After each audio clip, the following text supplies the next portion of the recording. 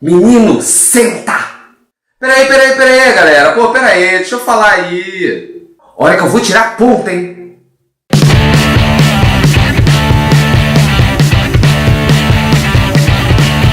Fala, galera bem educada. Hoje a gente vai falar de algo que diz muito respeito ao dia a dia da sala de aula, que diz respeito a mim e aos meus colegas, mas que também envolve estudantes e seus pais. E aí eu quero fazer uma pergunta para os meus colegas professores. Você tem domínio de classe? Domínio de classe seria a capacidade que o professor tem de manter a turma atenta para que ele possa realizar o seu trabalho em sala de aula numa boa.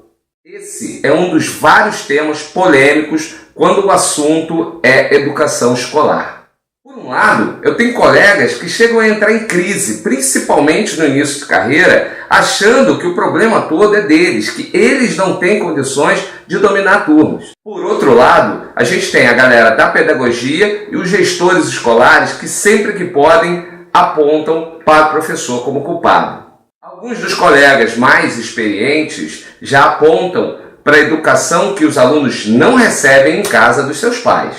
Outros dizem que a culpa é da escola, que não toma a iniciativa para resolver esse problema porque não quer incomodar os seus clientes ou porque não quer perder clientes. Isso no caso da escola particular. Quando o assunto é educação pública, a coisa fica um pouco pior, porque todo projeto de educação é feito para atender aos interesses políticos de quem está à frente de uma prefeitura ou de quem está à frente de uma secretaria de educação. E a pergunta que a gente sempre faz é, de quem é a culpa então?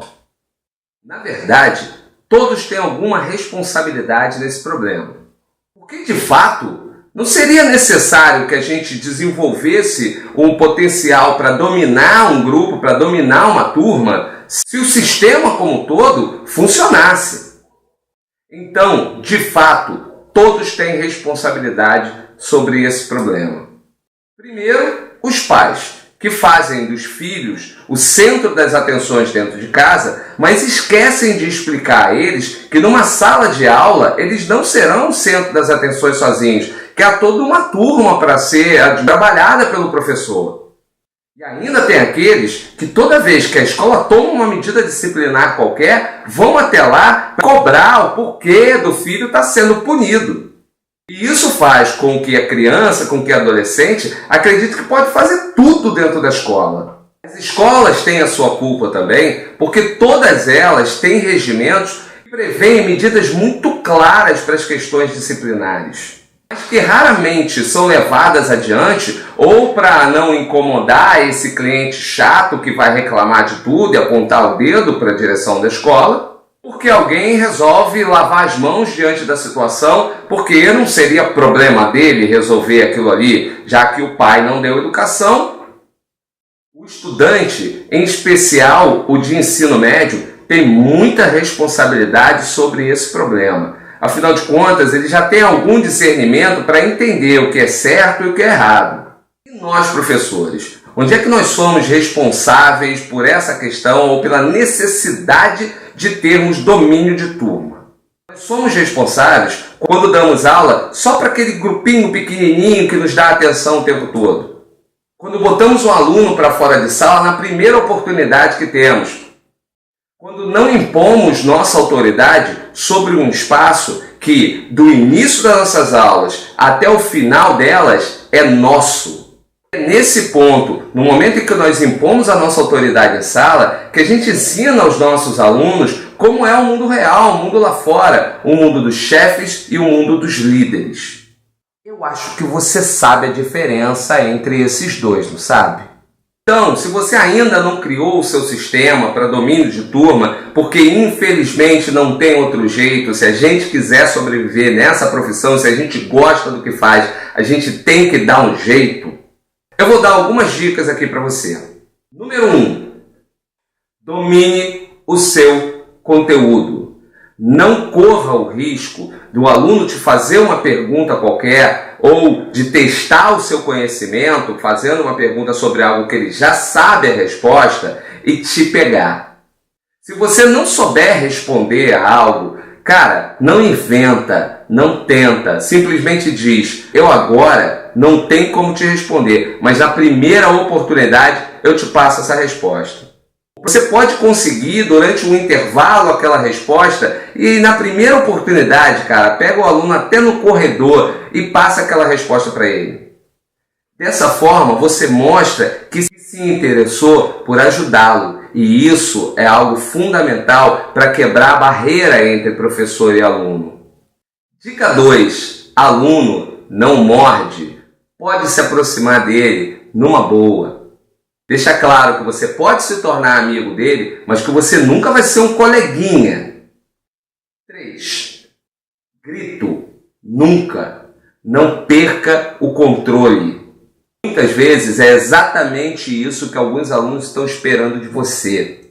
Outra, evita tirar um aluno de sala. Você pode estar dando para um cara que não estava afim de assistir a sua aula um grande prêmio. Se precisar mandar um aluno para fora de sala, manda, mas com uma tarefa que ele tenha que te entregar até o momento do sinal bater.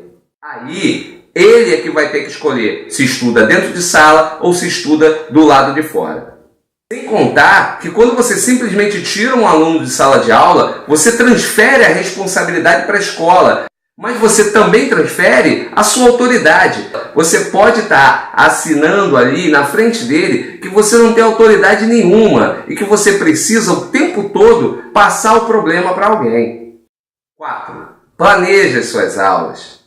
Mas sempre tenha uma carta na manga, sempre tenha um plano B, um plano C, D, E, F, Z. Sempre esteja pronto para o inesperado. E por último, a 5ª dica. Se uma turma for realmente terrível, se uma turma for muito difícil de lidar, tem uma dica que eu segui várias vezes e que deu muito certo. Uma constituição, um conjunto de regras para a sala de aula, com a participação deles. Você vai gastar o tempo de 1 ou 2 aulas inteiras, mas isso vai te ajudar a trabalhar pelo resto do ano, mesmo com a turma mais difícil da sua vida. Porque quando eles participam da elaboração das regras, raramente eles vão contra aquilo que eles mesmos elaboraram. Sem contar que você dá uma senhora aula aos seus alunos sobre o que é a verdadeira democracia. Por isso que eu digo que em poucas profissões a sensibilidade, o feeling para entender o momento certo de agir, o momento certo de empregar uma técnica ou de usar uma palavra, são coisas tão importantes quanto na nossa profissão. Porque cada turma é única, cada turma tem uma característica. E por falar nisso, eu me lembrei agora de uma turma, talvez a turma mais difícil com a qual eu trabalhei até hoje, que era uma turma de 6º ano de ensino fundamental, formada basicamente por alunos em torno de 13 a 15 anos. Garotos e garotas que eram repetentes, birrepetentes, trirrepetentes. Uma turma fechada, difícil de se aproximar. Todos os colegas reclamavam muito dessa turma. Era um grupo pequeno, de menos de 20 alunos, onde só haviam 4 meninas. Todo o restante era de garotos, e garotos muito agitados. Garotos difíceis, violentos, alguns cultuavam o tráfico de drogas. Aí um dia, quando eu estava tentando começar uma aula, eu percebi que eles estavam fazendo uma brincadeira que eles chamam de Brasil. É o seguinte, sempre que um levantava, assim que se sentava, se não falasse bem alto a palavra Brasil, todos os colegas se levantavam de onde estivessem e davam um tapa nas costas dele. E aí nem me perguntem como nem porquê. Eu só pensei, galera, para tudo. Agora quem vai entrar na brincadeira sou eu. Vocês vão se sentar, eu vou começar a dar minha aula e o primeiro que abrir a boca, vocês podem cair dentro, cair matando. As meninas estão fora da brincadeira, hein? Os garotos na hora receberam aquilo de uma forma inesperada para mim. Eles disseram, uau, legal, porra, maneiro, professor, vamos nessa, vamos lá, vamos lá. E aí eu combinei com eles o seguinte, um deles ia marcar no caderno sempre que alguém falasse alguma coisa. Inclusive eu ensinei aquele sistema de contagem que você faz o quadradinho e depois o risquinho.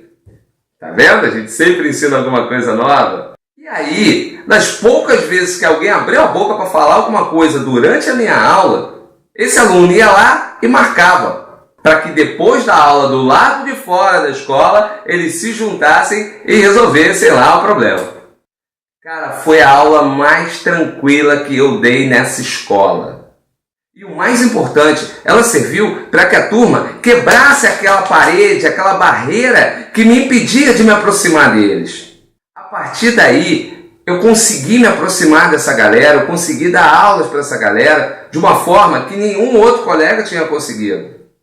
Inclusive, nesse dia aconteceu um negócio engraçado. Enquanto eu estava lá, escrevendo no quadro, todos calados, anotando, passou uma colega, professora de história, e deu aquela olhada para dentro da sala, olhou para mim com a cara assustada, e quando eu cheguei na sala dos professores, a primeira coisa que ela fez foi me abordar, me pegar pelos braços e falar: cara, como você conseguiu aquilo? Aí eu, é óbvio, cheguei para ela e disse: pô, amiga, tenho meus segredos, tenho minhas técnicas.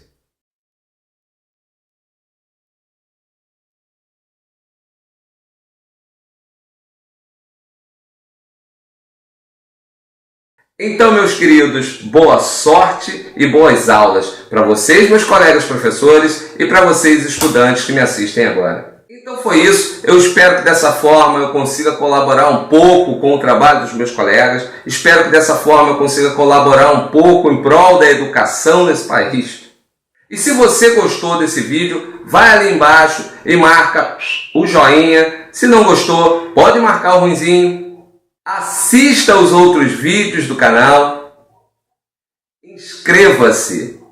Então, mais uma vez, obrigado pela atenção e até mais, gente bem educada.